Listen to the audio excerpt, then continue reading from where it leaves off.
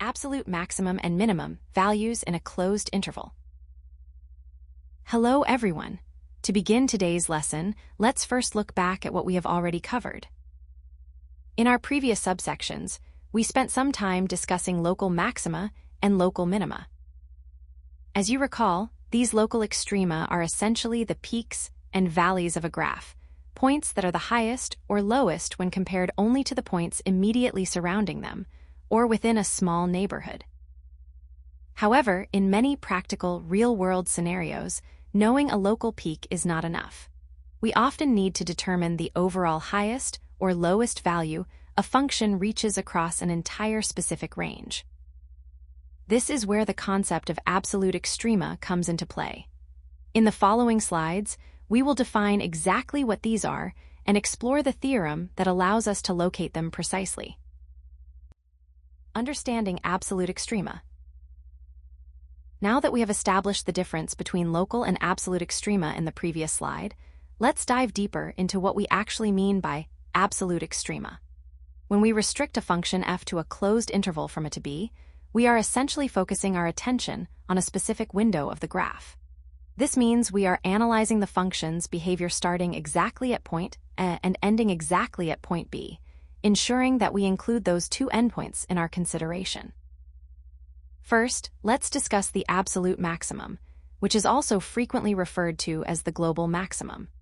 Mathematically, we say that a function f has an absolute maximum at point C within the interval, from a to b if the value of the function at C is greater than or equal to the value of the function at any other point x within that same interval.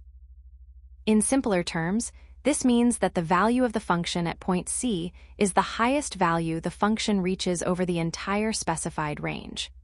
We use the terms absolute or global because this point is the maximum relative to the whole interval, not just a small section of it. Similarly, we have the absolute minimum, or the global minimum. A function f has an absolute minimum at point C in the interval from a to b if the value of the function at C is less than or equal to the value of the function at all other points x in that interval. To put this simply, the absolute minimum is the lowest possible value the function attains over the entire interval. Now that we have a clear definition of these global peaks and valleys, you might be wondering if every function is guaranteed to have them and how we can locate them. We will address this in the next slide by exploring the Extreme Value Theorem. The Extreme Value Theorem. Now that we have defined what absolute extrema are, you might be wondering if every function actually possesses these values. To answer that, we rely on a fundamental theorem that guarantees their existence, provided certain conditions are met. This is known as the Extreme Value Theorem. The theorem states that if a function, which we will call f, is continuous on a closed interval from a to b, then the function must attain both an absolute maximum and an absolute minimum value within that interval. Essentially, as long as there are no breaks in the graph and the interval is closed, a highest and lowest point are guaranteed to exist. But the more important question for us is, where exactly do these values occur?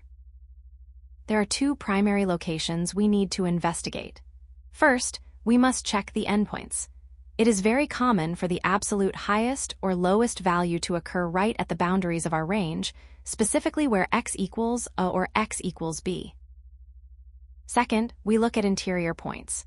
If the absolute maximum or minimum occurs at a point C located inside the open interval between a and b, and the function is differentiable at that point, then the derivative of f at C must equal 0. This is because the peaks and valleys we discussed in the previous slides occur where the slope of the function is flat. In the next slide, we will put this theory into practice by applying these steps to a real-world projectile motion problem. Real-world application example. Now that we have established the theoretical foundation and the extreme value theorem, let us apply these concepts to a practical, real-world scenario. Consider a projectile whose height, h of t, is defined by the function negative 5t squared plus 20t plus 2. We are analyzing this height over a specific time interval, from 0 to 5 seconds. Our goal here is to determine the absolute maximum and absolute minimum height the projectile reaches during this duration. Let us walk through the solution step by step. Step 1 is to identify the interval. As stated in the scenario, the time interval is closed, ranging from 0 to 5. In the terms of our previous discussion, this means our starting point, A, is 0, and our ending point, B, is 5. Step 2 is to find the critical points. To find where the height might reach a peak or a valley within the interval, we need to find the derivative of the height function with respect to t and set it to 0. Taking the derivative of negative 5t squared plus 20t plus 2, we get negative 10t plus 20. Now we set this expression to 0. Negative 10t plus 20 equals 0. By solving for t, we find that 10t equals 20, which means t equals 2 seconds. Since 2 seconds falls within our closed interval of 0 to 5, it is a valid critical point that we must consider. Step 3 is to evaluate the function at both the critical point and the endpoints. This is a vital step to ensure we don't miss the global extrema. First, we calculate the height at the start, where t equals 0. Plugging 0 into the function, we get negative 5 times 0 squared plus 20 times 0 plus 2, which equals 2 meters. Next, we evaluate the height at our critical point, t equals 2. This gives us negative 5 times 2 squared plus 20 times 2 plus 2. Calculating this, we have negative 20 plus 40 plus 2, which equals 22 meters. Finally, we check the height at the end of the interval, where t equals 5. This gives us negative 5 times 5 squared plus 20 times 5 plus 2. This simplifies to negative 125 plus 100 plus 2, resulting in negative 23 meters. Step 4 is to compare these values to identify the absolute extrema. Looking at our results, 2, 22, and negative 23, the largest value is 22 meters. Therefore, the absolute maximum height is 22 meters, occurring at 2 seconds. The smallest value is negative 23 meters, which means the absolute minimum is negative 23 meters, occurring at 5 seconds. Notice how essential it was to check the endpoints. If we had only looked at the critical point, we would have completely missed the absolute minimum. We will explore this further in the next slide, where we discuss common mistakes to avoid. Common mistakes to avoid. Now that we have walked through a practical example with the projectile's height, let's discuss some common pitfalls students often encounter when solving these types of problems to ensure you avoid them in your exams. First, let's address the issue of ignoring the endpoints. A very common error is to focus solely on finding the critical points, those specific locations where the derivative f' of x equals 0, and assuming that these points automatically represent the absolute extrema.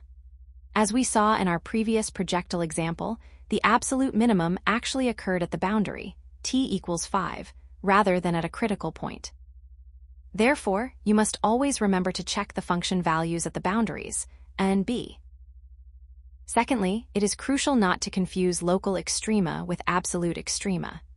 Recall from our earlier discussion that a local maximum is simply a peak within a small neighborhood. However, a point might be a local maximum, but still not be the absolute maximum if the function rises even higher at one of the endpoints of the interval. Finally, be careful about applying this method to open intervals. The guarantee provided by the Extreme Value Theorem, which we covered in slide 3, only applies to closed intervals, written as a and b in square brackets. If you are working with an open interval, written as a and b in parentheses, the function might approach a certain value as it nears the edge, but it may never actually reach it. In such cases, an absolute maximum or minimum might not exist at all.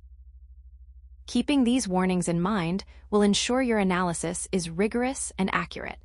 Now, let's move to the final slide to summarize our key takeaways. Key takeaways. To wrap up our lesson, let's review the key takeaways to ensure you have a solid grasp of these concepts. First, remember that the absolute maximum is the overall highest value that the function, f of x, reaches over the entire closed interval from a to b. Similarly, the absolute minimum is the overall lowest value that f of x reaches on that same interval. Regarding existence, as we discussed when covering the extreme value theorem. If a function is continuous on a closed interval from a to b, it is mathematically guaranteed to have both an absolute maximum and an absolute minimum. In terms of location, keep in mind that these absolute extrema can only occur in two types of places, either at the critical points within the interval or at the boundaries, which are the endpoints a and b. Finally, let's recap the comparison method we applied in our projectile height example. To find the absolute extrema, you must evaluate the function f of x at all identified critical points and at both endpoints. Once you have calculated these values, the largest result is your absolute maximum, and the smallest result is your absolute minimum.